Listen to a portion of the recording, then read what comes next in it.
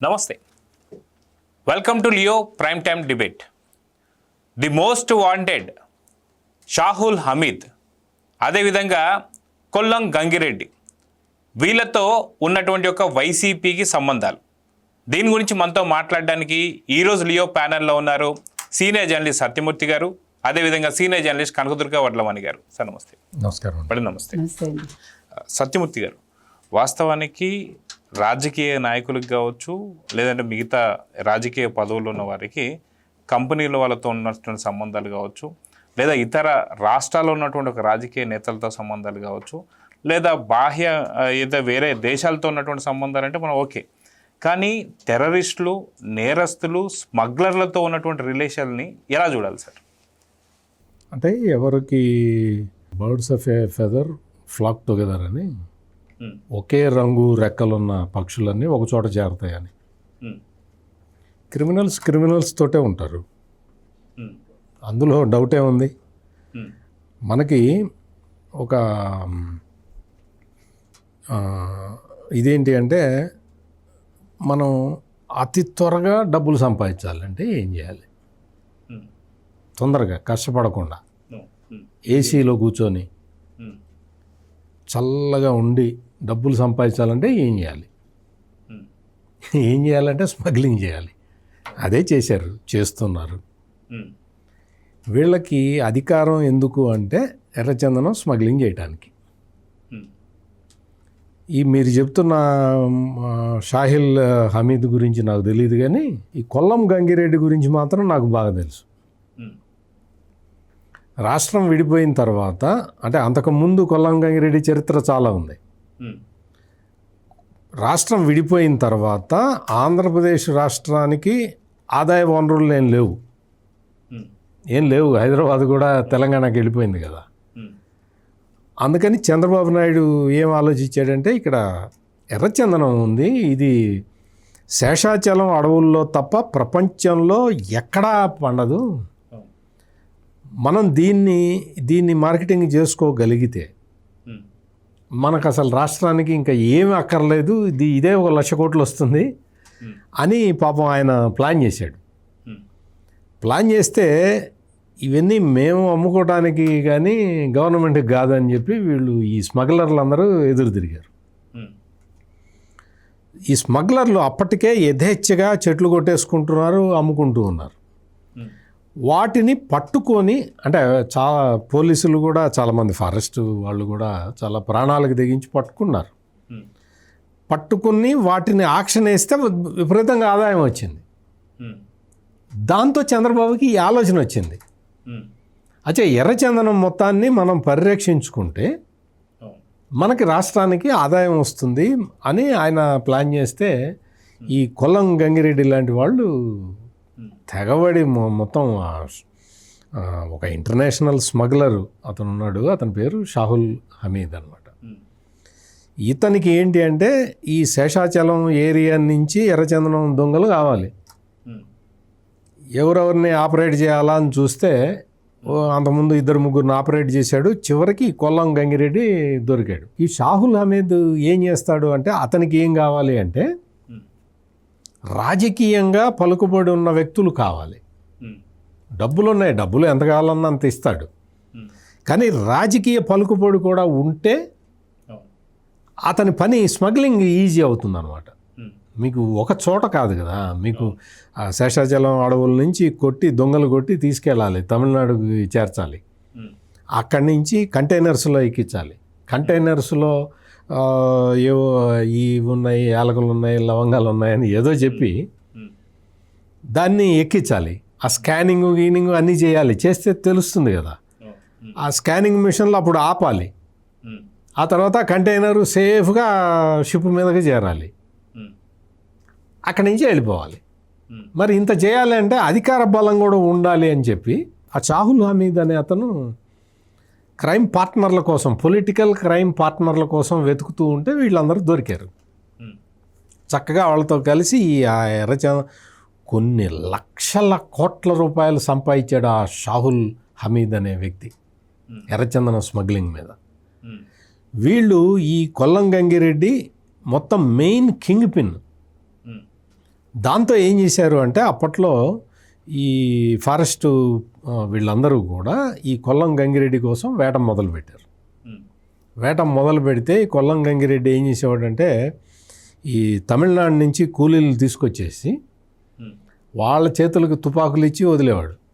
వాళ్ళు ఫారెస్ట్ గార్డుల మీద కాల్పులు జరిపేవాళ్ళు. అట్లా ఒక ఎన్కౌంటర్ కూడా జరిగింది. 6-7 చచ్చిపోయారు ఈ దొంగలు తీసుకెళ్తూ ఉంటే. దాని మీద పెద్ద గొడవ చేశారు ఈ వైసీపీ లీడర్లు అందరూ కూడా. అంటే ఎర్రచందనం స్మగ్లర్లకి డైరెక్ట్గా సపోర్ట్ చేయటం మొదలుపెట్టారు. చివరికి ఈ కొల్లం గంగిరెడ్డి అనే వ్యక్తి ఎవరు అంటే సాక్షాత్తు జగన్మోహన్ రెడ్డికి అత్యంత సన్నిహితుడు. ఈ పొలిటికల్ బంధాన్ని విడగొట్టి పోలీసులు వేటాడటం మొదలు పెడితే కొల్లం గంగిరెడ్డి పారిపోయాడు. ఎటు నుంచి పారిపోయాడో కొల్లం గంగిరెడ్డి పారిపోయాడు. ఆ మారిషస్ గిరిషస్ ఆ దేశాల్లో ఉంటే పట్టుకున్నారు, ట్రాక్ చేశారు. ట్రాక్ చేసిన తర్వాత కష్టపడి అరెస్ట్ చేశారు. అరెస్ట్ చేసి తీసుకొచ్చారు. ఎట్లా అంటే ఇక్కడ ఈ ఖైదీల ఒప్పందం అటువంటివి ఏమీ లేని దేశాల్లో తిరుగుతుంటారు కదా వీళ్ళు, సేఫ్గా ఉండాలని చెప్పి ఈ ఖైదీల మార్పిడి ఒప్పందం అటువంటివి లేని దేశాలు ఎంచుకుంటారు ఈ దొంగలందరూ. మెల్లిగా పట్టుకున్నారు, తీసుకొచ్చారు.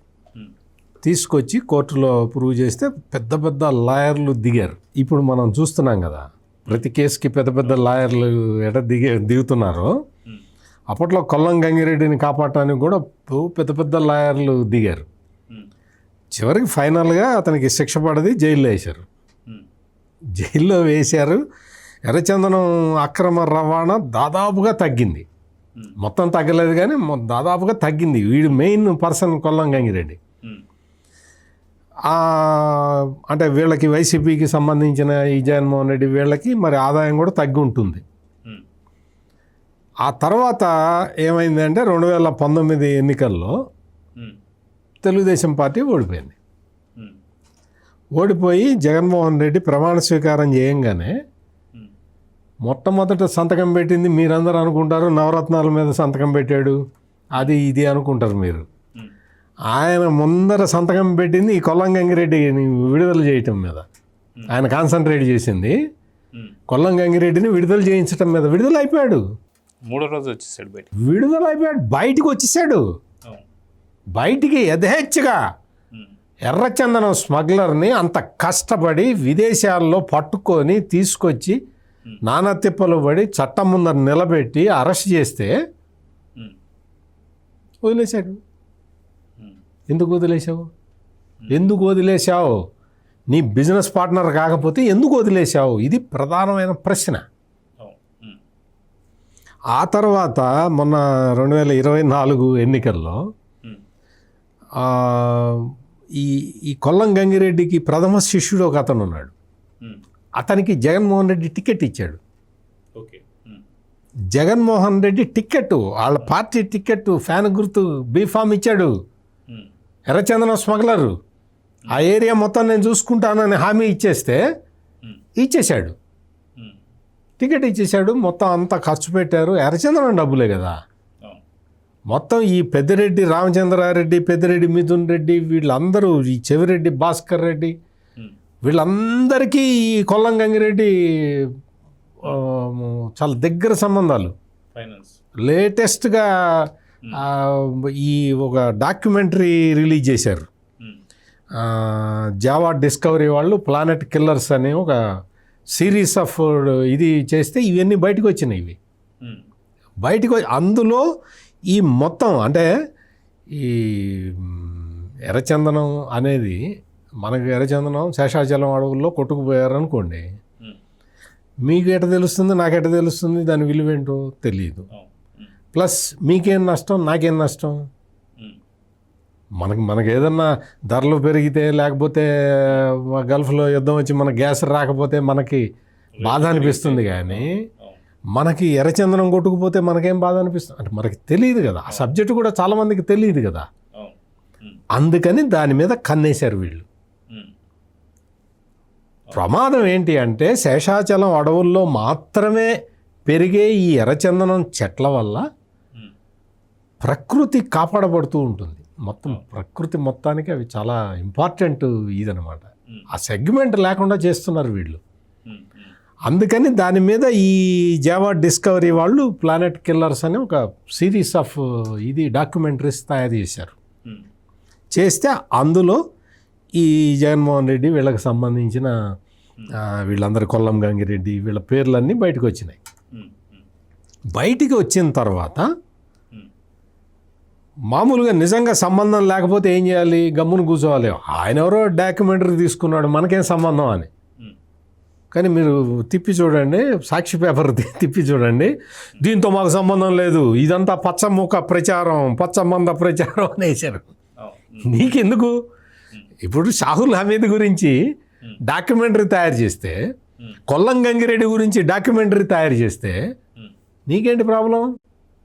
నువ్వు సాక్షిలో రాసుకున్నారు ఇది మాకు సంబంధం లేదు, ఇది మాకు సంబంధం లేదు అని. అంటే ఇది మాకు సంబంధం లేదు అంటే నువ్వు ఎందుకు రాసుకున్నావు? నీకు సంబంధం ఉందని ఎవరు చెప్పారు? ఎప్పుడైతే సాక్షిలో ఆ వార్త వచ్చిందో అర్థమైపోయింది అందరికీ, అమ్మా ఈ డాక్యుమెంటరీ వల్ల కొల్లం గంగిరెడ్డికి ప్రాబ్లం వస్తున్నది. ఆ డాక్యుమెంటరీలోనే ఒక వీడియో కూడా ఉంది, చిన్న క్లిప్పు.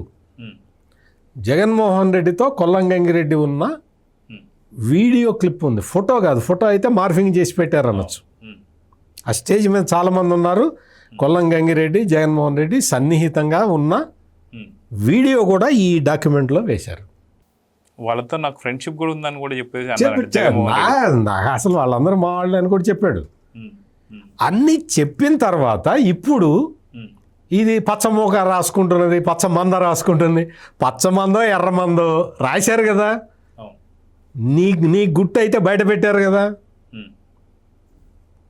అంటే ఎర్రచందనం స్మగ్లర్లతోటి ఈ కొల్లం గంగిరెడ్డిని వదిలేడు కదా. ఆ తర్వాత యథేచ్ఛగా దోచుకున్నారు. 2019 నుంచి 24 వరకు మనందరం ఇప్పటి వరకు ఏంటి అంటే మద్యం కుంభకోణం, ఇసుక కుంభకోణం, కల్తీ నెయ్యి, ఇటువంటి విషయాలు మాట్లాడుకున్నాం. యాక్చువల్గా వీళ్ళకి లాట్ తగిలింది, కొట్టతలు పడేసింది ఏంటి అంటే ఎర్రచందనం స్మగ్లింగ్లో డబ్బులు లక్షల కోట్లు సంపాదించారు 5 సంవత్సరాల కాలంలో. అయిపోయిందా? 24 తర్వాత అధికారం మారంగానే కొల్లం గంగిరెడ్డికి పిచ్చిగా చేయటం మొదలుపెట్టాడు. అంటే పిచ్చెక్కింది అని ఇంట్లో కూర్చొని హెల్మెట్ పెట్టుకోవడం, అది చేయటం. కొడుకు వస్తుంటే కొడుకుని గుర్తుపట్టకుండా ఏం సీఎం గారు బాగున్నారా అంటాం. ఇటువంటివి అంటే పిచ్చి వేషాలు అన్నమాట. ఎవడో చెప్పాడు గంగిరెడ్డికి, ఆ పిచ్చోళ్ళని అరెస్ట్ చేయరు, కోర్టు వెంటనే బెయిల్ ఇస్తుందని చెబితే ఇతను పిచ్చిగా ప్రవర్తించాడు. అంటే ఇటువంటి కార్యక్రమాలన్నీ మరి జగన్మోహన్ రెడ్డికి మరి ఏం చెప్పాలి ఇంకా. ఎర్రచందనం స్మగ్లర్లతో కూడా మంచి అనుబంధ బాంధవ్యాలు పెట్టుకునే వాళ్ళని ఏమనాలి? ఇది ప్రధానమైన ప్రశ్న. సో కనకదుర్గ గారు, పుష్ప సినిమా చూసాం, చెక్ పోస్టులు ఎత్తడం, మొత్తం కర్రలను తరలించడం, ఇవన్నీ చూస్తున్నాం. సో దీనివల్ల ప్రజలందరికీ గుర్తుండేటువంటి ఒక అంశం కూడా ఉంది. ఏదైతే శేషాచలం అడవుల్లో ఎర్రచందనం కొట్టుకొని వెళ్ళిపోతుంటే అక్కడ ఉన్నటువంటి ఒక జంతువులు, చిరుతపుల్ లాంటివి కూడా తిరుమలలో సంచరించినటువంటి విషయం మనం చూసాం. దీనికి వైసీపీ తీసుకున్నటువంటి చర్యలు కూడా చూసాం. ఊత కర్రలు ఇవ్వడం, కర్రలకి మళ్ళీ ఒక రేటు పెట్టడం, ఇవన్నీ చూస్తున్నాం. అంటే పర్యావరణం ఎట్లా దెబ్బతింటుంది అనేది కూడా మనకి ఇక్కడ స్పష్టంగా అర్థమవుతుంది. ఆ జావా డిస్కవరీలో కూడా ఏదైతే సేవ్ ద ప్లానెట్స్ అనేటువంటి దాంట్లో కూడా ఇలాంటివి జరుగుతున్నాయని చెప్పి రాశారు. అంటే వీళ్ళు చేసిన స్కాము, ఆ స్కామ్కి మళ్ళీ వీళ్ళు ఒక స్కీము, వీటన్నిటిని ఎలా చూడాలంటారు? అసలు పుష్ప సినిమా తెలిసాకే తీసారా? ఇప్పుడు సందేహంగా ఉంది మనకి కదా. ఇప్పుడు ఫ్రెంచ్ డెస్ట్రాయర్స్ ఇది కదా, planet killers and French destroyers. So ఇది చూశాక తీసారా అని ఒక సందేహం వస్తుంది మనకి, రూట్ అక్కడ ఉందా అని.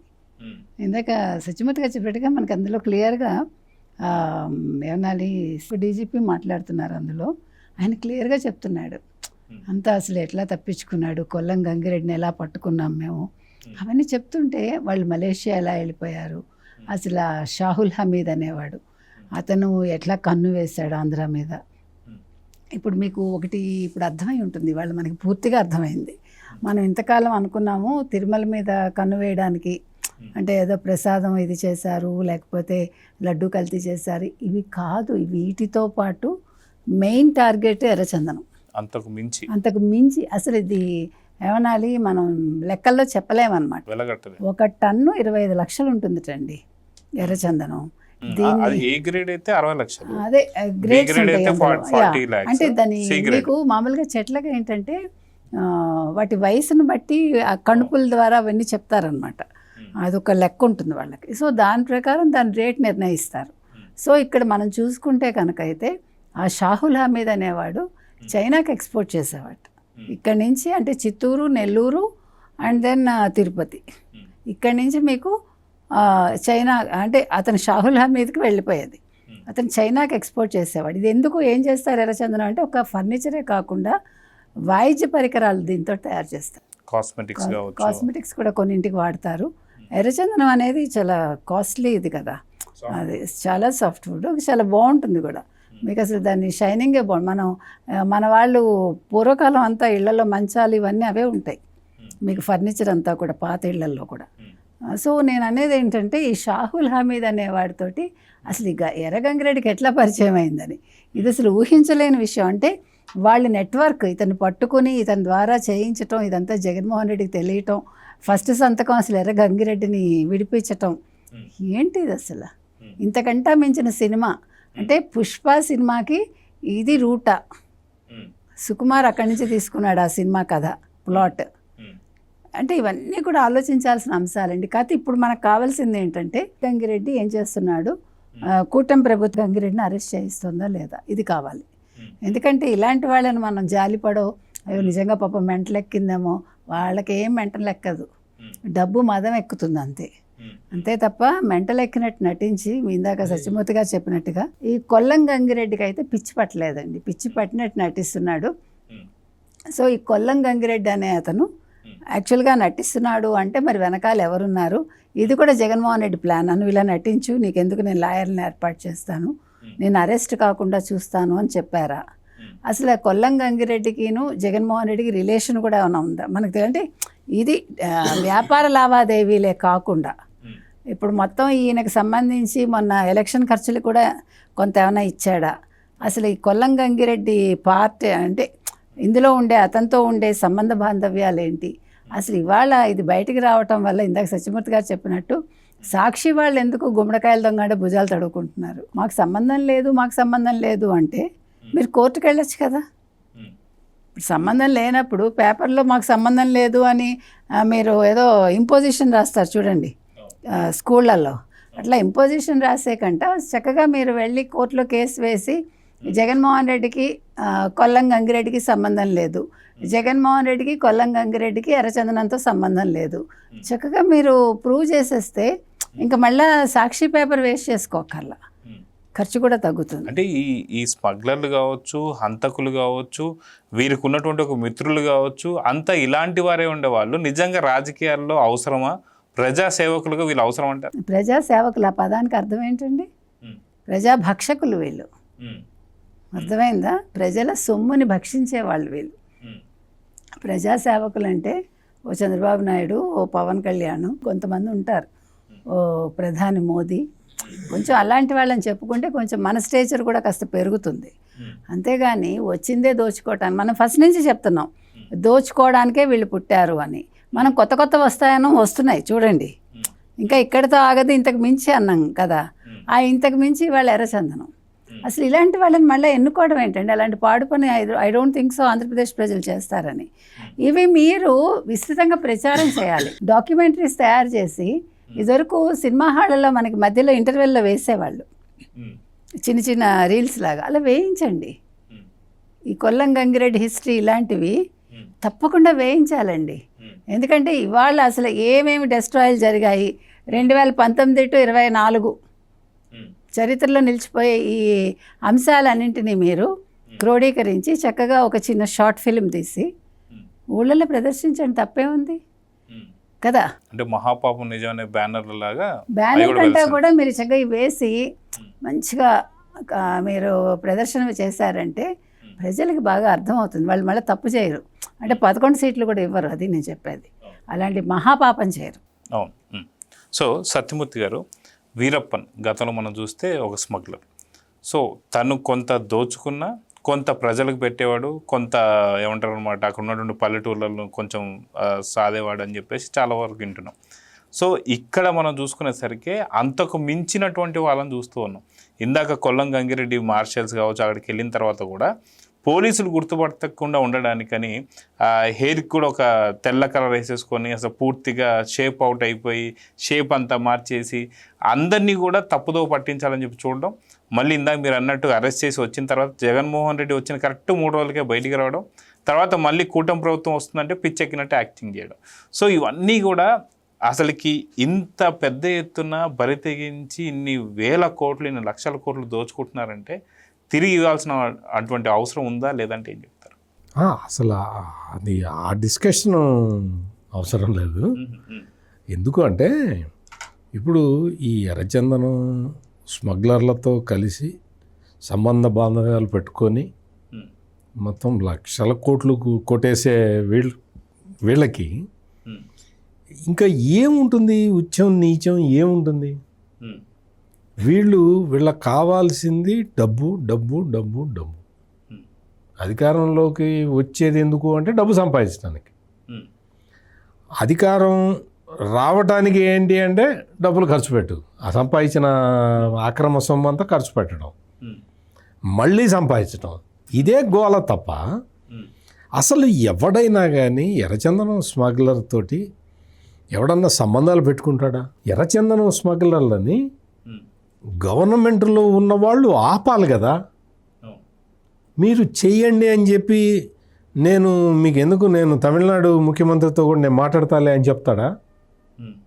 తమిళనాడు ముఖ్యమంత్రి కూడా సహకరిస్తాడా? ఏంటిది? మనం ఎక్కడికి పోతున్నాం? మన ముఖ్యమంత్రులని ఎన్నుకుంటున్నావా? మనం ఈ ఎర్రచందనం స్మగ్లర్లని కూర్చోబెడుతున్నాం కుర్చీలో. నీకు ఎక్కడి నుంచి ఎక్కడికి పోతున్నది? మొత్తం కంటైనర్లు పోతూ ఉంటే కంటైనర్లు పట్టుకునే నాదుడు వెళ్ళాడు, ఎవడు పట్టుకోడు? పట్టుకున్న వాడిని చంపేస్తారు. నేపాల్లో దొరికినటువంటి ఒక విషయాలు కూడా మనం చూసాం. ఈ ఎర్రచందనం స్మగ్లర్లని పెట్టుకొని వీళ్ళతోటి స్మగ్లింగ్ ఎక్కువ చేయించి ఇప్పుడు పవన్ కళ్యాణ్ ఫారెస్ట్ మంత్రికి కాగానే ఎక్కడికెక్కడ దొరకటం మొదలుపెట్టినాయి దొంగలు. ఎక్కడికెక్కడ ఎర్రచందనం దొంగలు అంతకుముందు దొరికిన. మీరు ఎప్పుడైనా జగన్మోహన్ రెడ్డి 5 సంవత్సరాల కాలంలో ఏ పేపర్లో అయినా ఎర్రచందనం దొంగలు పట్టుకున్నాము అని ఇంత వార్త ఏమన్నా ఉందేమో 5 సంవత్సరాల పేపర్లు వెతికి నాకు చెప్పండి. అసలు ఆంధ్రప్రదేశ్లో ఎర్రచందనం ఒకటి ఉందనేది అప్పుడు ఎవరికి తెలియనటువంటి పరిస్థితి. నీకు ఎర్రచందనం అక్రమ రవాణాని అడ్డుకొని అటవీ శాఖ అధికారులు ఇగో 100 గ్రాములు రికవరీ చేశారు అని ఏమన్నా ఉందేమో చూడండి. ఫారెస్ట్ మినిస్టర్ ఎవరు? పెద్దిరెడ్డి రామచంద్రారెడ్డి. అంటే ఇప్పటిదాకా ఈ డాక్యుమెంటరీలో ఏమైతే చెప్పారో, అంటే ఏదైతే ఈ డ్యామేజ్ జరుగుతున్నది, బలానా ప్లానెట్కి డ్యామేజ్ జరుగుతుంది ఈ భూమి మొత్తానికి అని ఏదైతే చెప్పారో దాన్ని కాపాడాల్సిన బాధ్యతని, అంటే science and technology, forest, environment, ఈ డిపార్ట్మెంట్లన్నీ కలిపి పెద్దిరెడ్డి రామచంద్రారెడ్డికి ఇచ్చాడు జగన్మోహన్ రెడ్డి. అంటే అర్థం చేసుకోండి మీరు ఫారెస్ట్ అండ్ ఎన్వైరన్మెంట్, ఈ సైన్స్ అండ్ టెక్నాలజీ, వీటికి పెద్దిరెడ్డి రామచంద్రారెడ్డికి ఏమన్నా సంబంధం ఉందా? ఈ మొత్తం ఈ 4 డిపార్ట్మెంట్లకి, ఈ సబ్జెక్టుకి పెద్దిరెడ్డి రామచంద్రారెడ్డికి ఏమైనా సంబంధం ఉందా? నువ్వు ఆ శాఖ ఇచ్చినప్పుడు చాలామందికి, ఇప్పుడు ఎక్సైజ్ శాఖ మంత్రి అంటే మద్యం వ్యాపారం చేసేవాడు ఉన్నాడు కదా. నేను అనేది ఏంటంటే తెలుసుకుంటాను, కొంచెం అవగాహన. నీకేంటి అంటే నీకు ఈ ఎర్రచందనం విషయం, ఎర్రచందనం ఎవడైతే ఈ కొల్లం గంగిరెడ్డి, షాహుల్ హమీద్ బ్యాచ్ ఉందో వాటితోటి సంబంధం ఉన్నవాడికి తీసుకెళ్ళి ఆ పోర్ట్ఫోలియో ఇస్తారా? ఇది పరిస్థితి. అందుకనే మనం దీన్ని అంతా ఇప్పుడు ఆ, ఆయనకి అధికారం లేదు కాబట్టి మనం కొంచెం నవ్వుతూ మాట్లాడుకుంటున్నాం కానీ లేకపోతే ఏడుస్తూ మాట్లాడుకోవాల్సిన విషయం కదా ఇది. అధికారంలో ఉండి ఎర్రచందనం స్మగ్లింగ్ చేస్తూ ఉంటే మనం ఏడుస్తూ మాట్లాడుకోవాల్సిన సందర్భం కదా. ఇప్పుడు లేడు, ఏదో ఆంధ్రప్రదేశ్ ప్రజలు తెలుగులోళ్ళు కాబట్టి పంపించేశారు కాబట్టి మనం కొంచెం అమ్మయ్య ఎర్రచందనం సేఫ్ అనుకొని ఇవన్నీ మాట్లాడుతూ ఉన్నాం. సో కనకదుర్గ గారు, వాస్తవానికి అటు వీరప్పన్ సంబంధించినటువంటి ఒక అవశేషాలు చాలా పెద్ద ఎత్తున కనిపిస్తున్నాయి. గతంలో ఆయన చేసినటువంటి ఒక అవన్నీ తీసి పక్కన పెడితే వీళ్ళు చేసినవి ఇవన్నీ కూడా చూస్తే, ఆ డాక్యుమెంటరీ కూడా చూస్తుంటే అసలుకి పూర్తి ఏదైతే సమతుల్యతను మొత్తం కూడా భంగం చేసేలాగా అటు చెట్లను కొట్టడం కావచ్చు, వాటిని అమ్ముకోవడం కావచ్చు, అడ్డొచ్చినటువంటి ఒక ఫారెస్ట్ డిపార్ట్మెంట్ పోలీసు వాళ్ళని ఎంతమంది చంపారో కూడా మనం చూసాం. ఆఖరికి పవన్ కళ్యాణ్ గారు కూడా ఒకానొక ప్రెస్ మీట్లో చెప్పారు, దాదాపు ఒకే ఒక సందర్భంలో 5,000 కోట్లు పైచిలుకి వీళ్ళు దోచేశారని చెప్పి చెప్పడం పవన్ కళ్యాణ్ గారు చాలా స్పష్టంగా చెప్పారు. చెప్పిన తర్వాత అక్కడ కూడా చాలా వరకు దాడులు జరుగుతున్నాయి, నా పైన కూడా దాడి జరిగే అవకాశం ఉంది, ఎందుకంటే ఎర్రచందనంకి సంబంధించినటువంటి వాళ్ళు అంత డేంజరస్గా ఉన్నారని చెప్పేసి కూడా ఆయన చెప్పాడు. అంటే ఎంత సీరియస్గా తీసుకోవాలంటారు దీన్ని? ఏమండి అసలు ఇది చాలా ఒక పెద్ద టాస్క్ లాగానే, చిన్న విషయం కాదు. ఇప్పుడు ఎందుకంటే మీరు ఇందాక అన్నారు చూడండి, శ్రీనివాస్ అని ఒక ఆఫీసర్, తెలుగు ఆఫీసరు, వీరప్పని పిలిచి చాలా ఘోరంగా చంపాడు. మీకు గుర్తుందో లేదో, చాలా దారుణం. పాప అతను అమాయకంగా నమ్మి వెళ్ళాడు, వెళ్తే ఒక వేటలాగానే చంపాడు అతన్ని. చాలా అసలు అది చూశాక మనకి వీరప్పన్ మీద ఇంత ఇసుమంత కూడా సానుభూతి రాదు. ఎందుకంటే మనుషుల్ని నమ్మక ద్రోహం చేయకూడదు. ఇప్పుడు బ్రిటిష్ వాళ్ళకి వీరప్పనికి తేడా నాకు కనిపించలే. ఇప్పుడు అల్లూరి సీతారామరాజుని ఎలా చంపారో నాకు శ్రీనివాస్ విషయం అలాగే అనిపించింది. ఎందుకంటే అది నాకు బాగా గుర్తు ఆ న్యూస్. సో నేను అనేది ఏంటంటే ఇలాంటి వాళ్ళు, ఇప్పుడు మీరు 10 మందికి అన్నం పెడితే ఏంటి అని ఎత్తుటికూడు. ఇప్పుడు దొంగతనం వేరు, చెట్లను నరికి మనుషుల్ని చంపి ఆ వచ్చిన డబ్బుతోటి మీరు 10 మందికి అన్నం పెట్టాడు, సేవ చేశాడంటే సేవ అవుతుందా? ఇప్పుడు మీ దగ్గర నేను దొంగతనం చేసి ఎవడికో 10 రూపాయలు ఇచ్చాను అనుకోండి, కొంతవరకు మనం సమర్థించవచ్చు. సర్లే వీడి కడుపు నింపుకోవడానికి దొంగతనం చేశాడు, వీడికి ఆకలేసింది, తాను తిన్న దాంట్లో ఎవడికో పెట్టాడు, అంతవరకు యూ కెన్, అంటే అది కొంచెం కన్సిడర్ చేయొచ్చు మనం. బట్ వేరేజ్ వీరప్పన్ చేసింది మనం అట్లా కన్సిడర్ చేయలేము, నెంబర్ 1. నెంబర్ 2, షాహుల్ హమీద్ని కూడా జూనియర్ వీరప్పన్ అనేవాళ్ళు, మీకు తెలుసో లేదు. కాబట్టి ఇవాళ షాహుల్ హమీద్ అనేవాడు ఎక్కడో కూర్చుని ఇక్కడ శాసిస్తున్నాడంటే ఇక్కడ నెట్వర్క్ ఎలా ఉంది ఫస్ట్ మీరు అది గమనించాలి. సపోర్ట్ ఒకటే కాదు, అసలు మొత్తం ఆ నెట్వర్క్ ఎట్లా విస్తరింపజేశాడు, దీన్ని ఎక్కడ తెగ్గొట్టాలి, అది చాలా ఇంపార్టెంట్, చాలా పెద్ద విషయం కూడా, అది పెద్ద టాస్క్ నేను అనేది అది.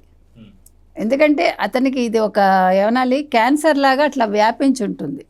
సో దీన్ని మీరు ఎక్కడ కణం పట్టుకుంటారు, మెయిన్ కణం, మీరు అది కనుక ఆపరేషన్ చేయకపోతే అది అట్లా స్ప్రెడ్ అవుతూనే ఉంటుంది.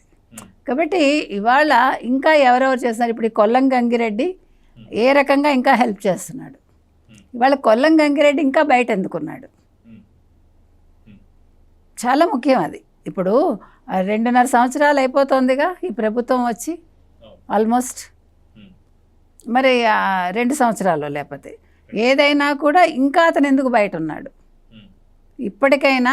అంటే నేను అనేది పవన్ కళ్యాణ్కి ఖచ్చితంగా ముప్పు పొంచి ఉంటుంది, కానీ ఆయన రిస్క్ చేస్తున్నారు కాబట్టి let him do the risk చేసి ముందు కొల్లం గంగిరెడ్డిని లోపలేసి మీరు సిట్ లాంటిది వేసి, ఎందుకంటే సిట్ చాలా బాగా పనిచేస్తుంది కాబట్టి సిబిఐలు పనికిరావు, సిట్ లాంటిది వేసి మొత్తం రూట్ కాజ్ ఎక్కడని తెలుసుకొని అసలు షాహుల్ హమీద్ నాన్న చేయగలరా, లేదు అసలు తిరుమలలో ఇప్పుడు ఎర్రచందనం ఎలా కాపాడాలి, ఇదంతా కూడా అంటే చూడడానికి వినడానికి మనకు చాలా సర్లే ఏదో ఎర్రచందనం స్మగ్లింగే కదా, దీనికి ఇంత ఎందుకు వీళ్ళు ఫీల్ అయిపోతున్నారు అంటే, ఇందాక మీరు అన్నారు చూడండి, పర్యావరణానికి చాలా పెద్ద దెబ్బ.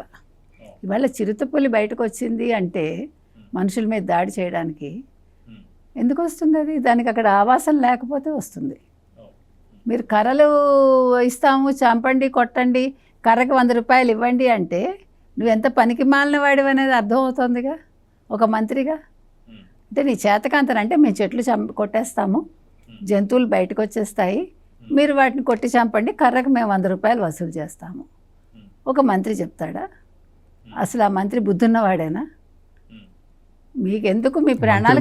మంత్రి అంటే ఇప్పుడు అనుకుంటారు, అప్పటి మంత్రి అండి. ఇది మన 2019-24 మధ్యలో పెద్దిరెడ్డి గురించి మాట్లాడుకుంటున్నాం, క్లారిటీగా చెప్తున్నా. కాబట్టి ఇప్పుడు నేను అనేది ఏంటంటే, పెద్దిరెడ్డి వాళ్ళు ఇంకా సుఖంగా 25 ఎకరాలు చక్కగా అటవీ భూమిని ఆక్యుపై చేసి అందులో ఫామ్ హౌస్ కట్టుకుని, మళ్ళీ ఫామ్ హౌస్తో ఆగితే పర్వాలేదు, పని వాళ్ళకు కూడా పాపం కూలీల కోసం బంగ్లాలు కట్టించినట్టున్నాడు కదా. కూలీల కోసం బంగ్లాలు కట్టించారు అంటేనే ఎర్రచందనం స్మగ్లింగ్ ఎంత చేశాడు, ఎన్ని లక్షల కోట్లు వీళ్ళు తిన్నారు, మీకు అక్కడే క్లారిటీ వస్తుంది. ఎవడైనా ఒక పూట భోజనం పెట్టడానికి ఏడుస్తాడు పనివాడికి. నేను బంగ్లాలు కట్టించాను, ఆ గెస్ట్ హౌస్లని వాళ్ళ కోసం కట్టించానంటే, అంటే వాళ్ళు ఎంత విలాసంగా బతుకుతున్నారు, వాళ్ళని మించి పెద్దిరెడ్డి ఎంత విలాసంగా బతుకుతున్నాడు. మీరు ఇది అంతా కూడా క్లారిటీగా తెలుసుకోవాలి. కాబట్టి ఇవాళ బంగ్లాల్లో వీలైతే సెర్చ్ చేయించి వీళ్ళందరూ ఈ పని వాళ్ళు నిజంగా అక్కడ బతుకుతున్నారా, ఎవడు బతుకుతున్నాడు అక్కడ? షాహుల్ హమీద్ ఏమైనా అప్పుడప్పుడు వచ్చి వెళ్తాడా? షాహుల్ హమీద్ కోసమే అది కట్టించాడా? ఏది ఆ బంగ్లానో వాటెవో గెస్ట్ హౌస్ అది. అంటే అటవీ ప్రాంతంలో పాప ఆయన ఆనందంగా విలాసంగా జీవించటానికి మరి అక్కడ ఏమైనా మీకు హెలిప్యాడ్ లాంటిది ఏమైనా ఉన్నాయా?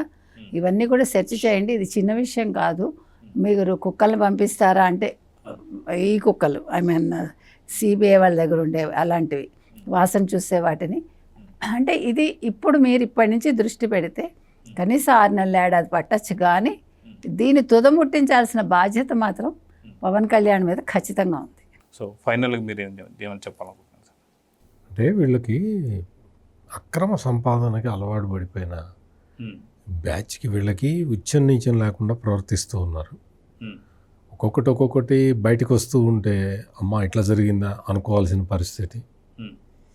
అందుకని ఈ దొంగలు ఎవరైనా సరే బయటకు వచ్చి మాయమాటలు చెప్తూ ఉంటే మనం వినకూడదు.